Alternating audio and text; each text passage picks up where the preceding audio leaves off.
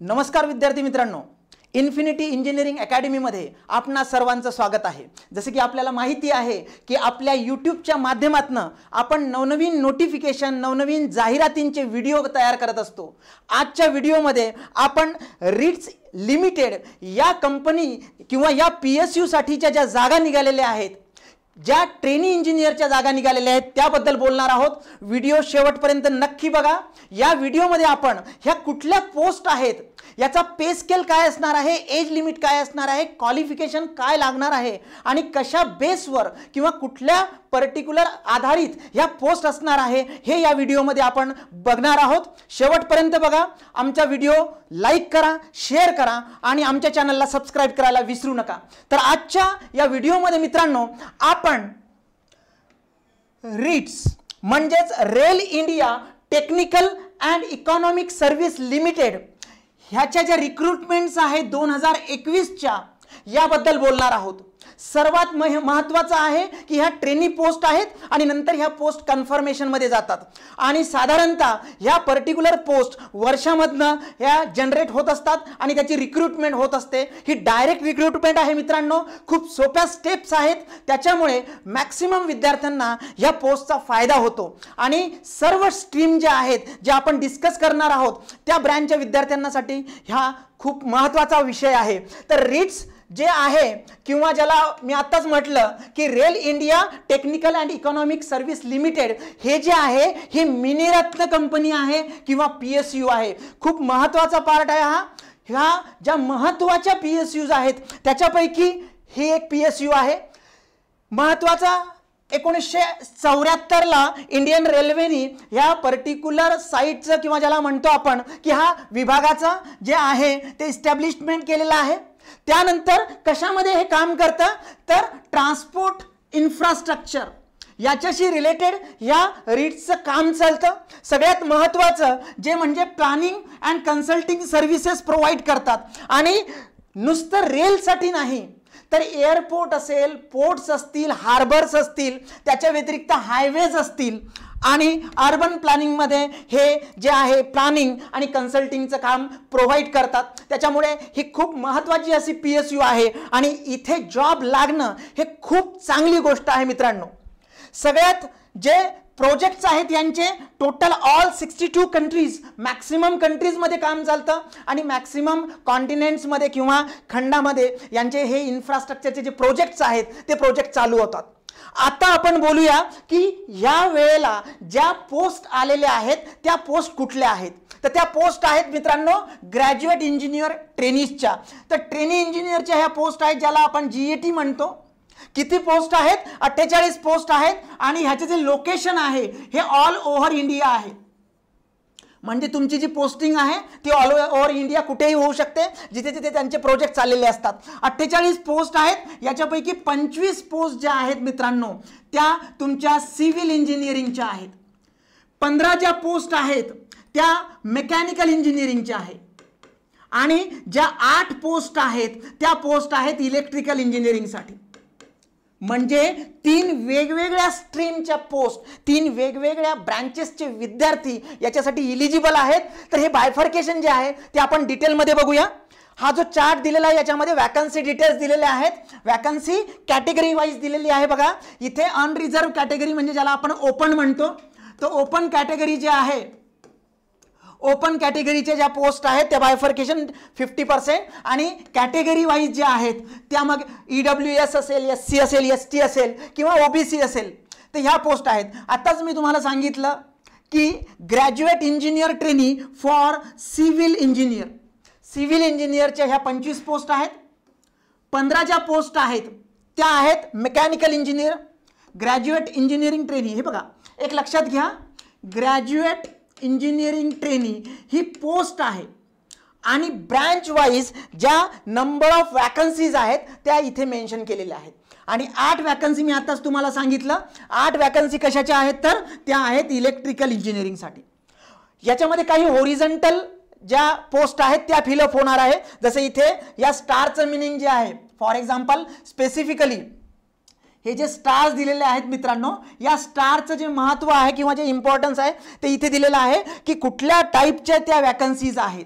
म्हणजे for example त्या direct particular horizontal based आहे फ्रॉम अदर डिपार्टमेंट किंवा त्या स्पेसिफिक बॅकलॉगच्या पोस्ट आहेत. एवढं लक्षात घ्या की जीईटीच्या 3 ब्रँचसाठी टोटल 48 पोस्ट ह्या इथे आहेत and that is nothing but the graduate engineering trainee. मग आता याच्यामध्ये इलिजिबिलिटी क्रायटेरिया काय आहे, एज क्रायटेरिया काय आहे, क्वालिफिकेशन मिनिमम काय लागतंय, त्यानंतर पे स्केल काय आहे, हे आपण या व्हिडिओमध्ये बघणार आहोत. शेवटपर्यंत व्हिडिओ बघायला विसरू नका. एज्युकेशनल क्वालिफिकेशन मित्रांनो सगळ्यात महत्त्वाचं, the candidate must be a graduate in engineering with or from the proper UGC or we can say that university की जे युनिव्हर्सिटी प्रॉपर ज्या रेकग्नाइज युनिव्हर्सिटी आहे त्याच्यामधनं लागते. 3 वॅकन्सीज मी तुम्हाला आता सांगितली. वॅकन्सी नंबर 1 ही सिव्हिलसाठीची आहे, ग्रॅज्युएट इंजिनिअरिंग ट्रेनी. कोण कोण इलिजिबल आहेत बघा. ब्रँच वाईज जर बघितलं आपण तर आयदर बीई किंवा बीटेक सिव्हिल लागतंय, बीई किंवा बीटेक. इवन दो जर इंजिनिअरिंगमध्ये BSc केलेलं असेल तरीही that particular candidate is eligible for this post. Okay, graduate engineering trainee civil branch. मग त्याच्यासाठी जी स्ट्रीम आहे ती मात्र एकच स्ट्रीम आहे, that is nothing but the civil engineering. Okay, त्यानंतर सेकंड जी पोस्ट आहे graduate engineering trainee for mechanical. Mechanical मात्र वेगवेगळ्या ब्रँचेसचे विद्यार्थी म्हणजे stream alliance stream of a mechanical ते इलिजिबल आहेत. इथे बघा कुठले कुठले मेकॅनिकल ब्रँच सोबत अलाइड ब्रँच सोबत कुठली प्रोडक्शन आहे, इंडस्ट्रियल इंजिनिअरिंग आहे आणि ऑटोमोबाईल आहे. म्हणजे 4 branches including that mechanical. The students from this stream are able or capable or eligible for this particular post. हे मिनिमम क्वालिफिकेशन सांगतोय मित्रांनो मी.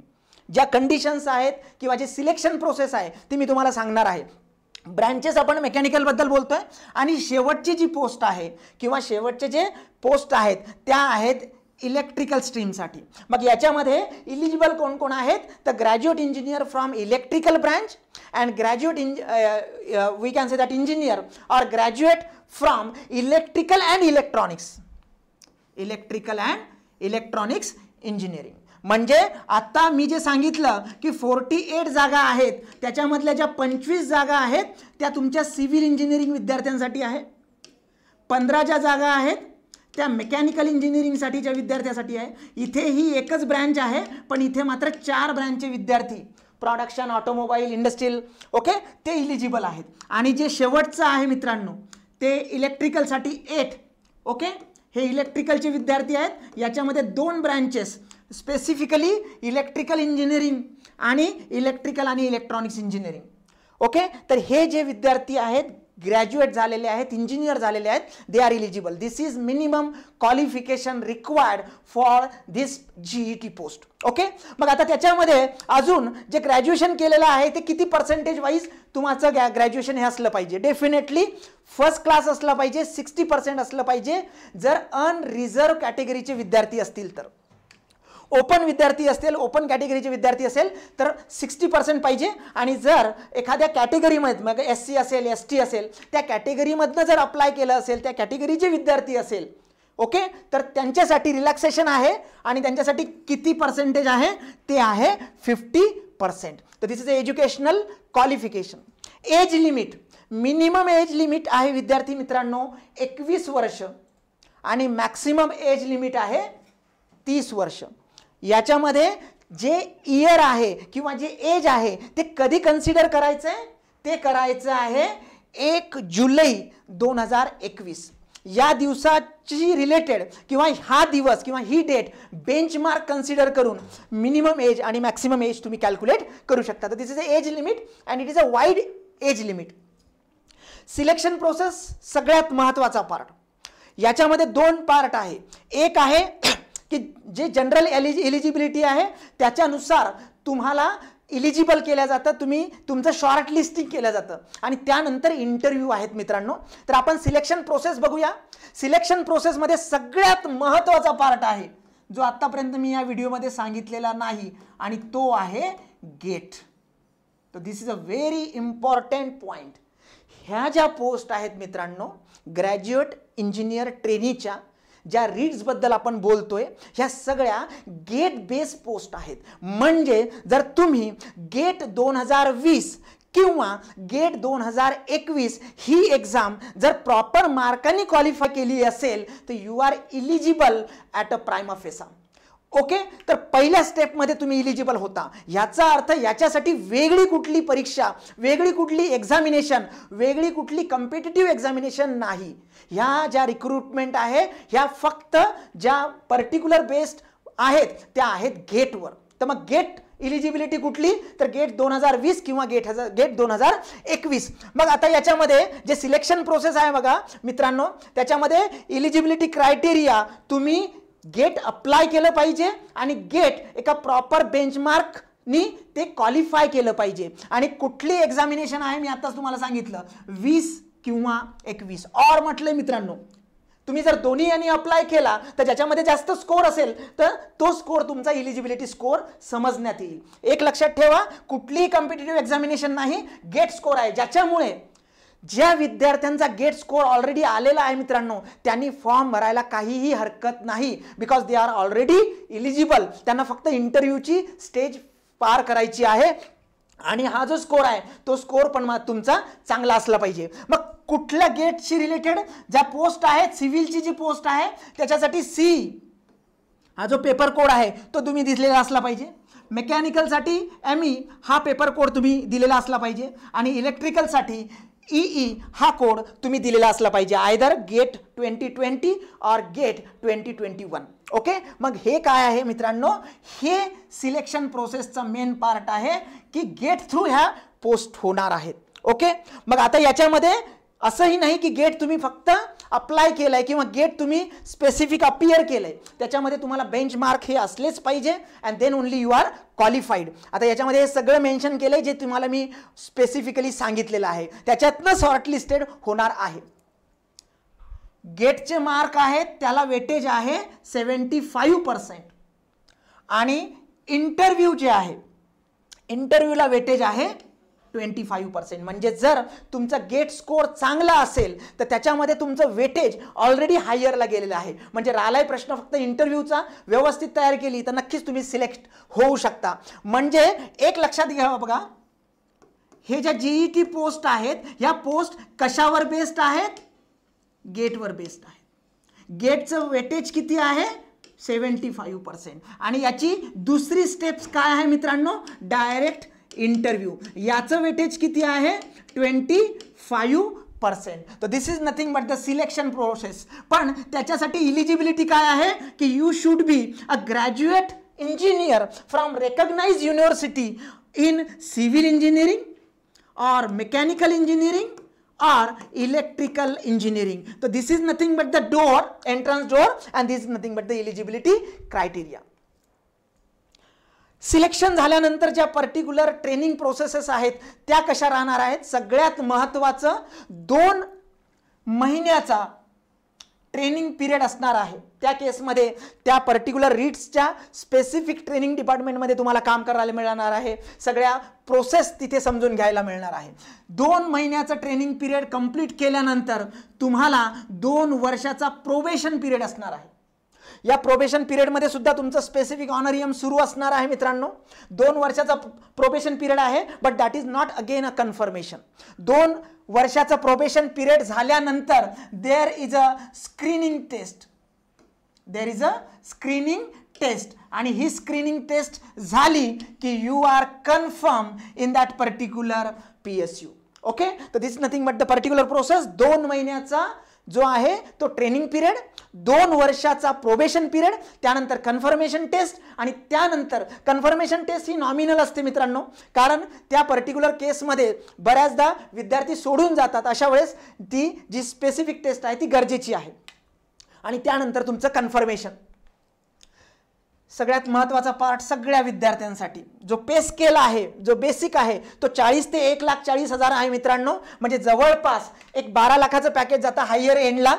हे जे आहे हे पे स्केल आहे. याच्या व्यतिरिक्त जे DA असेल, HRA असेल किंवा ॲडिशनल तुमचे अलाउन्स असतील, ओके, हे सगळे जे आहे हे ॲज पर गव्हर्नमेंट नॉर्म्स असणार आहे. ओके, त्याच्यामुळे ही जी सॅलरी आहे हे फक्त बेसिक आहे मित्रांनो, हे जे आहे हे बेसिक पे स्केल आहे आणि हे त्याच्यामध्ये ॲड होतं. ओके, तर this nothing but the pay scale for that particular part. सगळ्यात महत्त्वाची जी ज्याला म्हणतो आपण एक स्पेसिफिक पॉईंट आहे तिथे जो मेन्शन करावा लागणार तो म्हणजे बॉन्डचा. बॉन्ड द्यावा लागणार तुम्हाला. जर तुम्ही ओपन कॅटेगरीचे असाल तर 1,00,000 रुपयाचा बॉन्ड तुम्हाला द्यावा लागेल आणि जर तुम्ही कॅटेगरीमधले असाल SC ST OBC किंवा EWS कॅटेगरीमधले तर त्या केसमध्ये तुम्हाला 50,000चा बॉन्ड हा तिकडे द्यावा लागेल. तुम्ही जर मध्येच सर्व्हिस ब्रेक केली फ्रॉम युअर साईड तर you have to pay this much of amount to the company. इथे वेगवेगळे ईमेल IDs दिलेले आहेत आणि इन्फॉर्मेशन दिलेली आहे कम्युनिकेशनसाठी. फॉर्म ऑलरेडी सुटलेले आहेत याचे आणि त्या केसमध्ये जर तुम्हाला अप्लाय करायचं असेल तर तुम्हाला त्यांच्या वेबसाईटवर जावं लागेल. www.rites.com ही त्यांची वेबसाईट आहे मित्रांनो. या वेबसाईटवर तुम्हाला टोटल PDF मिळेल. तीच PDF या डिस्क्रिप्शन सेक्शनमध्ये सुद्धा असेल या व्हिडिओच्या. तुम्ही चेकआउट करा म्हणजे तुम्हाला डिटेल सगळं कळेल या ॲडव्हर्टाइजमेंटचं. हा एक हेल्प डेस्क नंबर आहे ज्याच्यावरती कम्युनिकेशन करू शकता. हा एक ईमेल ID आहे मित्रांनो ज्याच्यावरती कम्युनिकेशन करू शकता. आणि जर तुमच्या अप्लिकेशन रिलेटेड काही क्युरीज असतील म्हणजे फॉर्म भरता आला नाही, फॉर्म भरायला काहीतरी प्रॉब्लेम आला, अपलोड होत नाही आहे, काहीतरी स्पेसिफिक त्याच्यामध्ये क्युरी येते, प्रॉब्लेम येतो आणि तुम्हाला डाऊट्स आहेत तर त्या केसमध्ये त्यांनी एक ईमेल ID प्रोव्हाइड केलेला आहे. तो आहे rectt@rits.com. याच्यावरती तुम्ही कम्युनिकेट करू शकता. याच्यावरती तुम्ही ते स्पेसिफिक तुमची जी क्युरी आहे ती मेन्शन करू शकता. तर या पद्धतीने त्याला कम्युनिकेशन आहे मेथड आहे. सगळ्यात महत्त्वाचं मी आता सांगितलं की ऑलरेडी ज्या डेट आहे ॲप्लिकेशनची ती सुरू झालेली आहे आणि ती आहे 30 जुलै 2021. जी गेलेली 30 तारीख आहे त्या पर्टिक्युलर तारखेपासून ऑनलाईन ॲप्लिकेशन सुरू झालेले आहे आणि लास्ट डेट जी आहे तुमचं ॲप्लिकेशन सबमिट करायची ती आहे 25 ऑगस्ट. म्हणजे अजूनही एक 14 ते 15 दिवस बाकी आहे. याच्यामध्ये तुम्ही ॲप्लिकेशन आत्ताही भरू शकता. Those are eligible from the gate side. लक्षात घ्या. आणि जे सिलेक्शनचे डेट्स आहेत ते त्या इंडिव्हिज्युअल विद्यार्थ्यांना, कारण काय आहे की तुम्ही अप्लाय केल्यानंतर शॉर्टलिस्टेड व्हाल, त्याच्यामध्ये गेटच्या मार्कनुसार तुमच्या स्कोअरनुसार नेक्स्ट स्टेजला जाल आणि इंटरव्ह्यूसाठी ते इलिजिबल होतील त्यांच्यासोबत प्रॉपर इंडिव्हिज्युअल कम्युनिकेशन रीड्स करेल. ओके, तर ह्या इम्पॉर्टंट डेट्स आहेत मित्रांनो. सगळ्यात महत्त्वाचं गेट थ्रू ह्या वॅकन्सीज भरल्या जाणार आहेत. 48 पोस्ट आहेत. 25 सिव्हिल, 15 मेकॅनिकल आणि 8 इलेक्ट्रिकल. बेसिक ग्रॅज्युएशन तुमचं लागतं सिव्हिल, मेकॅनिकल आणि इलेक्ट्रिकल अप्रोप्रिएट त्या पर्टिक्युलर पोस्टसाठी. ओके, आणि गेटचा व्हॅलिड स्कोअर लागतो. 75% जे मार्क्स आहेत वेटेज आहे या पर्टिक्युलर सिलेक्शन प्रोसेसमधलं ते कशाला आहे तुमच्या गेट स्कोअरला आणि राहिलेले जे 25 आहे ते तुमच्या इंडिव्हिज्युअल इंटरव्ह्यूसाठी आहे मित्रांनो. खूप चांगली अपॉर्च्युनिटी आहे. खूप चांगलं जॉब लोकेशन्स असतात याचे आणि तिथे खूप व्हेरायटी ऑफ वर्क तुम्हाला करायला मिळतं. तर बिलकुल विसरू नका आणि अप्लाय करा. आजच अप्लाय करा. जर हा व्हिडिओ तुम्हाला आवडला असेल तर नक्कीच लाईक करा, शेअर करा आणि आमच्या चॅनलला सबस्क्राईब करायला विसरू नका. म्हणजे याच्यानंतर सुद्धा अशाच प्रकारचे जे व्हिडिओज आहेत ते व्हिडिओ तुमच्यापर्यंत जाईल. धन्यवाद.